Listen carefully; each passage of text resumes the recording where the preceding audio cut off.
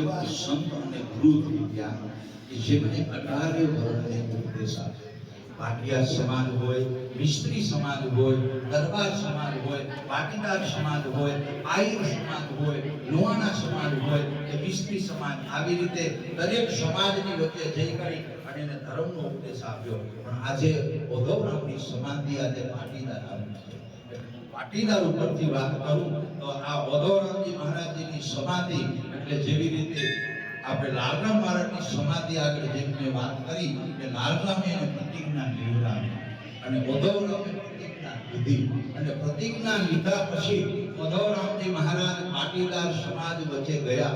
ક્યાંક એને માન મળ્યું, ક્યાંક એને અપમાન થયું અને એને અપમાન થયું છતાં પણ ઓધવરામજી મહારાજે સંઘર્ષ ન છોડ્યો અને જીવનના અંત સુધી એમ કહેવાય કે આંખમાં મોતિયાના પાટા બાંધેલા હોવા છતાં પણ ભગવાનની પ્રતિષ્ઠાઓ કરવા ગયેલા ઓધવરામજી મહારાજે એમની હયાતીમાં કચ્છમાં 48 મંદિરોની પ્રતિષ્ઠા કરી અને સાબરકાંઠામાં 16 મંદિરોની પ્રતિષ્ઠા કરી. પણ 48 મંદિરમાં એક મંદિર સાયરાનું નામમાં આવે છે.